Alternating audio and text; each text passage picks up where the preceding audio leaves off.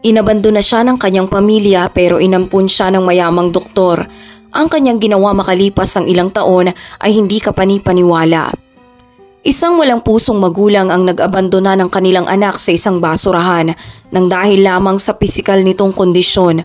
Pero ang isang mayamang doktor ang nakahanap sa bata na siyang magiging dahilan sa pagkakaroon nito ng magandang buhay. Ang sumunod na ginawa ng doktor ay sadyang hindi kapani-paniwala. Sa kailaliman ng nakakatakot na gabi ay naging tahimik lamang ang atmosfera ng paligid, kung saan ang ingay lamang ng kalikasan ang tangi mong madidinig. Dito ay may dalawang taong naglalakad na halos hindi mo maaninag ng maayos, dala ng mahinang liwanag na dinudulot ng buwan. Kasama nila ang maliit na bagay na nakabalot na naglalaman ng kakaibang ingay ng di na pagkakomportable. Kontra sa pagiging kalmado ng gabing iyon, sa isang basurahan ay napahinto ang dalawang yon kung saan inilagay nila ang kanilang dinadala para iwan. Ang ina na dapat ay isang larawan ng mapagmahal at mapag-alagang tao ay napapatingin na lamang sa nakabalot na bagay na yon nang may pandidiri. Hindi ko na makayanan pang mapatabi sa batang yan ng matagal. Sambit ng babae, taglay ang puso na malayo sa isang tunay na ina. Ang pagkalamig ng kanyang salita ay naging mas malamig pa sa temperatura ng gabing iyon.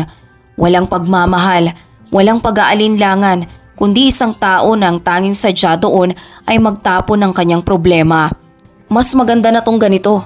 Sambit ng lalaki na waring wala ng puso at wala ng pag-aalinlangan na gumawa ng masama para sa ikagiginhawa lamang ng kanyang sarili. Hindi naman natin maaalagaan yan.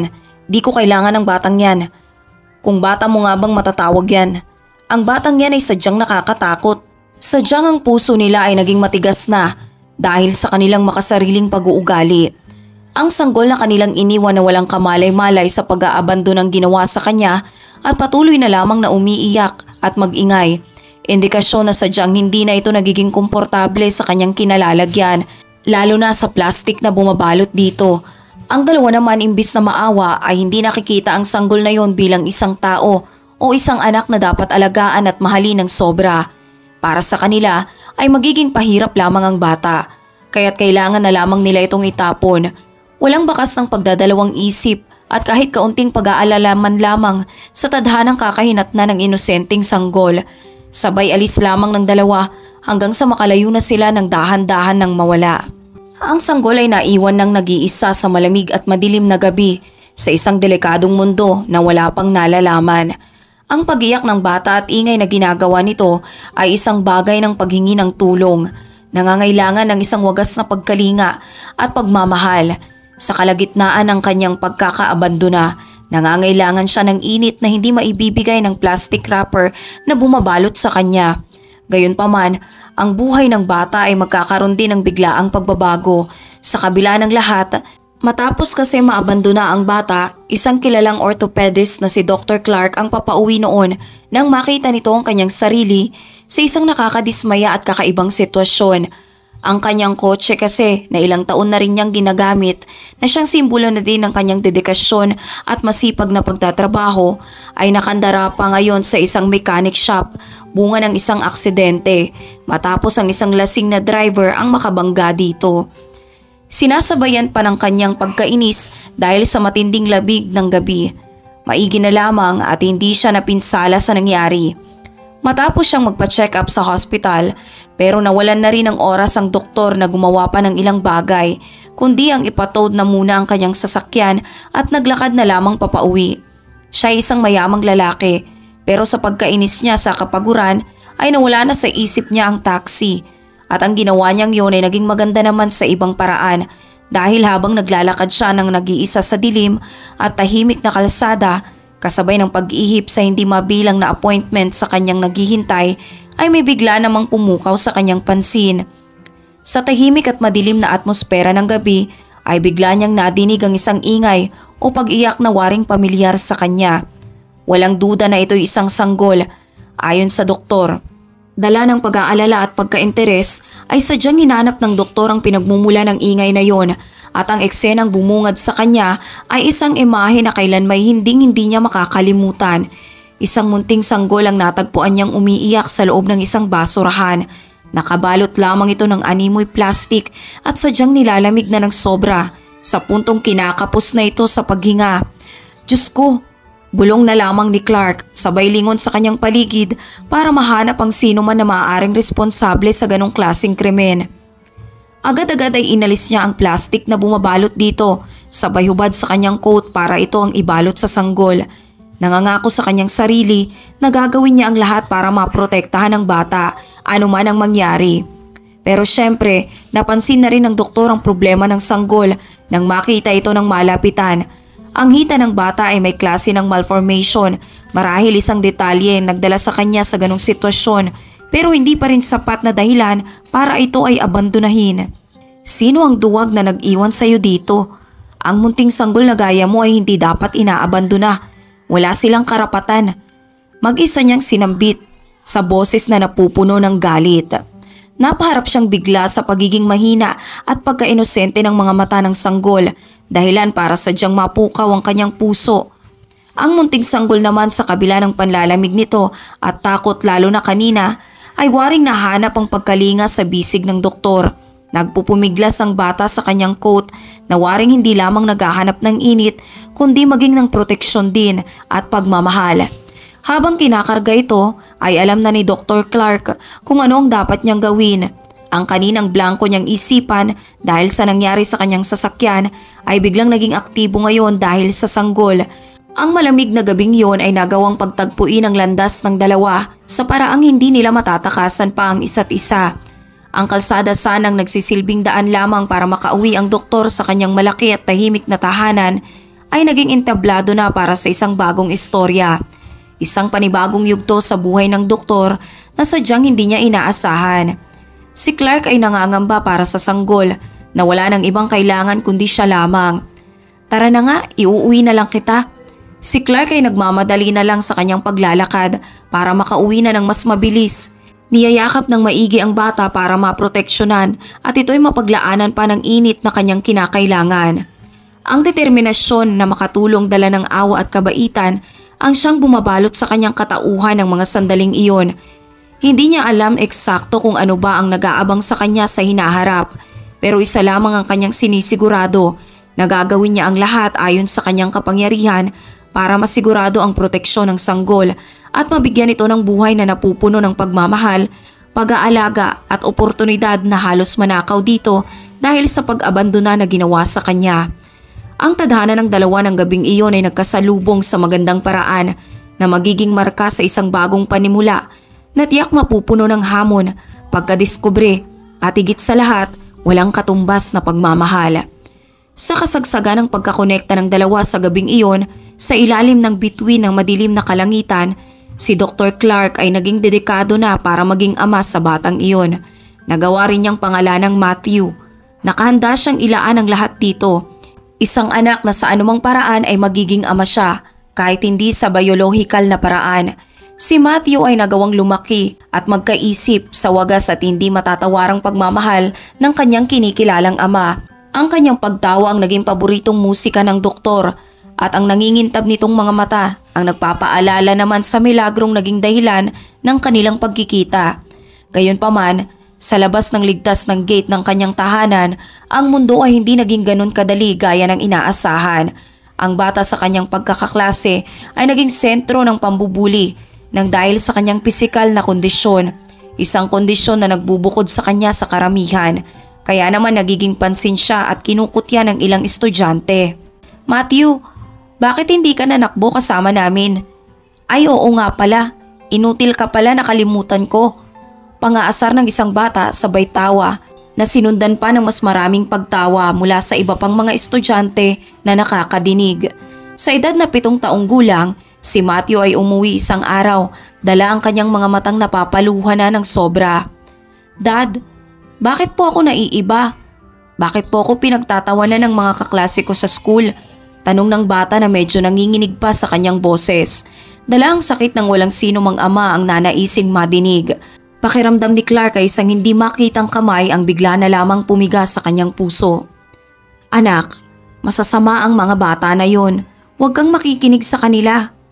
Ginagawa ni Clark ang lahat para mapagaan ang kalooban ng kanyang anak. Maingat niyang pinipili ang bawat salita na kanyang sinasabi. Kulang na lamang ay hilingin ni Clark na maipasa na lamang sa kanya ang sakit na nararamdaman ng bata. Perpekto ka sa kung ano ka anak. Wala akong ibang minamahal kundi ikaw lamang.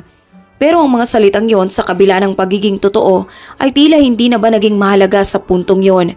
Si Matthew ay nakatulog na lamang, dala ang kalungkutan na bumabalot sa kanya ng araw na yon. Nangako si Dr. Clark na magiging dedikado siya sa bawat pagkakataon at gagamitin ang lahat ng resources na pwede at kailangan para mabago ang buhay ni Matthew at gawin itong normal. Ang determinasyon ni Clark bilang isang ama ay hindi matatawaran.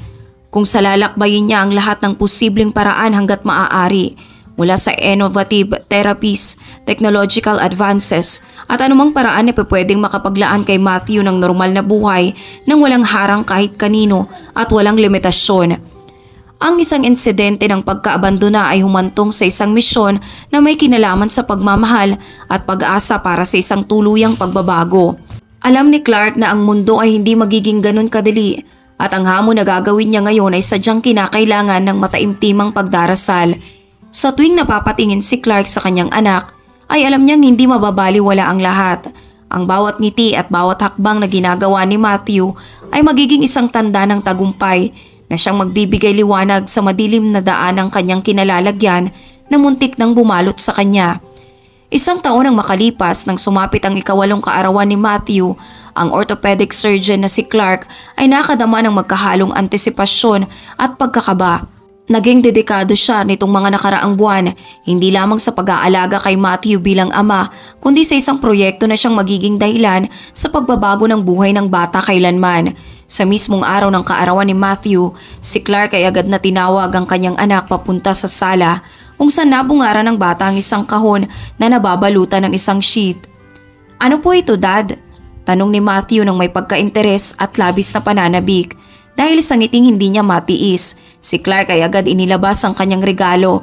Ito ay isang exoskeleton na sadyang pinag-aralan at sinikap niyang gawin sa pamamagitan ng tulong ng iba pang espesyalista para lamang kay Matthew. Isang obrang maestra ng biomedical engineering na nakadesenyo talaga para mabigyan si Matthew ng abilidad na makapaglakad ng hindi kinakailangan pa ng tungkod. Si Clark ay minamasdan lamang ang masayang reaksyon ng kanyang anak. "Dad, ang ganda-ganda naman po nito. Para sa akin po ba to? Saan niyo po ito nabili o nakuha?" Si Matthew ay halos hindi makapaniwala sa kanyang nakikita. Ang bagay na yon ay waring nagmula sa isang superhero movie na sadyang nakadesenyo sa sukat ng kanyang katawan. Agad din namang pinaliwanag ni Clark sa kanyang anak habang hinahawakan ito sa balikat. "Ako at ang kaibigan ko ay sadyang pinaghirapan na gawin yan para sa'yo. Halos 1 taon na din kaming naganda at nagsikap na matapos yan. Isang model na talagang sinadya para sa'yo, anak. Ginamit ko ang natitira kong savings para sa proyektong ito na alam kong makakatulong ng malaki sa'yo para makapaglakad ka ng hindi kinakailangan pa ng tungkod. Alam kong matagal mo nang pinapangarap." Matapos titigan ng exoskeleton ay napatingin naman si Matthew sa kanyang ama, naluluwa sa labis na kasiyahan. Ito ay magpapasimula ng bagong yugto sa kanyang buhay. "Magiging maayos ka na, anak. Kailangan na lang natin magsagawa ng ilang surgery para mas mapabuti pa ang iyong hita. Pagkatapos nun ay tsaka matutulungan na ng bagay na yan para makapaglakad ka kaagad ng normal." Dagdag pa ni Clark kay Matthew. Ang planong operasyon para masaayos ang spine at hita ng bata ay nagsimula dala ng magkahalong pangamba at pag-asa na pangarap ni Matthew ay malapit ng matupad. Laking pasasalamat na lamang niya sa pagmamahal at dedikasyon ng kanyang ama ay makakalaya siya sa nakatali niyang realidad. Walang ibang nararamdaman ng bata noon kundi kaligayahan na mas lalo pang lumawi dahil sa mahigpit na pagyakap ng kanyang ama. "Salamat, Dad. Ikaw po ang pinaka-best dad sa buong mundo." Pagpapaliwanag ng bata habang niyayakap ang doktor niyang ama ng mahigpit. Ang mata ng bata ngayon ay naluluha sa kasiyahan, ay sadyang nagbibigay refleksyon sa kanyang nadaramang pagmamahal. Ang mag-ama ng mga oras na yon ay sabay nang nag-akapan, dala ng emosyon ng bawat isa na napupuno ng pangako at pag-asa sa hinaharap. Ang pagsasamahan ng dalawa ay mas lalo pang naging matindi. Ang panimula nilang pagkikita noon sa isang madilim at malamig na kalsada ay napunta ngayon sa isang pagseselebrasyon na isang testamento sa matatawag na lakas na pag-ibig at kalakasan ng loob sa kabila ng hamong kinakailangan nilang pagdaanan. hanggang sa dumating na nga ang araw ng operasyon.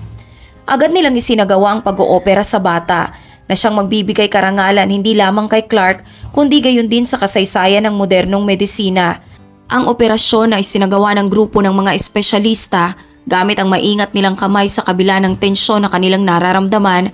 Ang bawat sandali na napupuno ng ekspektasyon at pagkanais na maging positibo ang lahat. Kinaumagahan ng magising si Matthew matapos ang epekto sa kanya ng anesthesia ay nagliwanag ang kanyang kwarto dahil sa sinag ng araw na pumapasok mula sa bintana. Si Clark naman sa buong gabi ay nanatili lamang sa tabi ng kanyang anak, ay agad hinawakan ang kamay nito at binigyan ng isang matamis na pagngiti. Ang exoskeleton ay isang imbensyon na ginawa ni Clark at ang kanyang team na nagmula sa ilang buwang pagsusuri at pagsasaayos ay ganap na ngayong masusubukan. Ang araw na yon ay naging iba kaysa sa mga araw na nagdaan dahil ito ay maglalaan ng panibagong era sa buhay ng bata.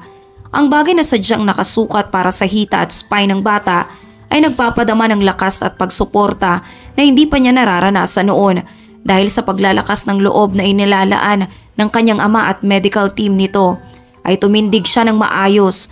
Ang bawat paggalaw ay isang pagsubok kay Matthew para masukat ang kanyang limitasyon sa mga bagay na posible niyang magawa. Habang nagmamasid ang lahat ay nagawa ni Matthew ang makagawa ng ilang paghakbang.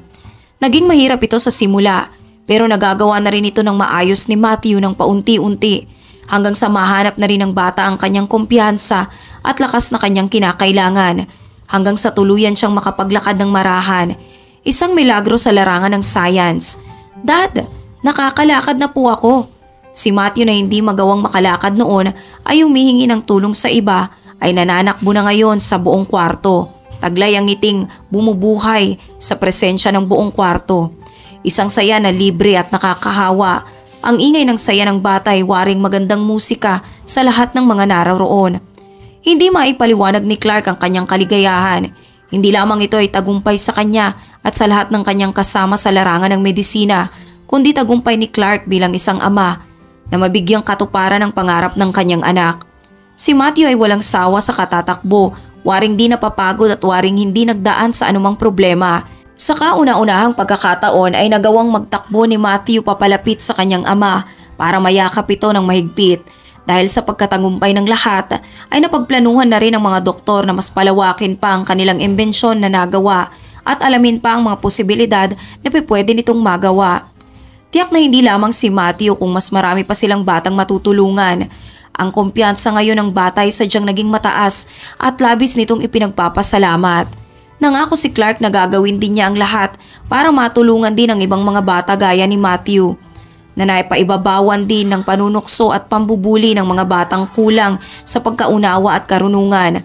Ngayon dala ang revolutionary innovation na kanilang napagtagumpayan at puso na napupuno ng pangarap ay nakahanda na si Clark na maging bayani para sa mas marami pang bata na nangangailangan, na nais niya ring maging masaya. Nais din niyang mabago ang buhay ng mga bata sa buong mundo gaya ng nangyari ngayon sa kanyang minamahal na anak. Ang dedikasyon at pagmamahal ni Clark sa kanyang anak na nagbigay daan sa lahat ay naging inspirasyon ngayon para sa marami. Ang kwento ng batang nagawang malampasan ang hamon sa kanyang napagdaanan na ngayon ay nagagawa ng makalaya at makagawa ng paghakbang na inaakala niya noong imposible pang mangyari ay sadyang pumukaw sa puso at isip ng nakararami. Paglaki ni Matthew ay nagawa pa niyang mag-akda ng isang aklat na nagkikwento ng istorya may kinalaman sa nangyari sa kanyang pag-aabandona mula sa pag-iwan sa kanya ng tunay niyang mga magulang dahil sa kanyang kapansanan hanggang sa umayos ang kanyang buhay at maging isang normal, isang bagay na animoy imposible kung iisipin. Hindi na malilimitahan si Matthew sa kanyang pisikal na kondisyon dahil pinapalakas na siya ngayon ng mabuting espiritong kumakapit sa kanyang pagkatao. Ang bawat hakbang ni Matthew ay isang selebrasyon, testamento sa walang katumbas na pagmamahal na inilaan sa kanya ng kanyang ama. Kahit pa bahagyang nalalait pa rin si Matthew dahil sa aparatong nakadikit sa kanyang hita, ay mas malakas na siya ngayon na tumindig sa harapan ng lahat. Wala nang halaga pa kay Matthew ang mga batang lumalait sa kanya. Ang mahalaga sa kanya ay ang paghihirap at pagsisikap ng kanyang ama para makatulong sa ibang mga bata. Sa sobrang paghanga niya sa kanyang ama at dahil sa saya na kanyang nararamdaman dahil dito, ay hindi na niya pinag-aksayan pa ng oras ang mga batang tumatawag sa kanya ng robot. Dahil dito ay nagkaroon pa ng mas maraming tunay na kaibigan si Matthew na nagbukas sa kanya ng mas marami pang oportunidad.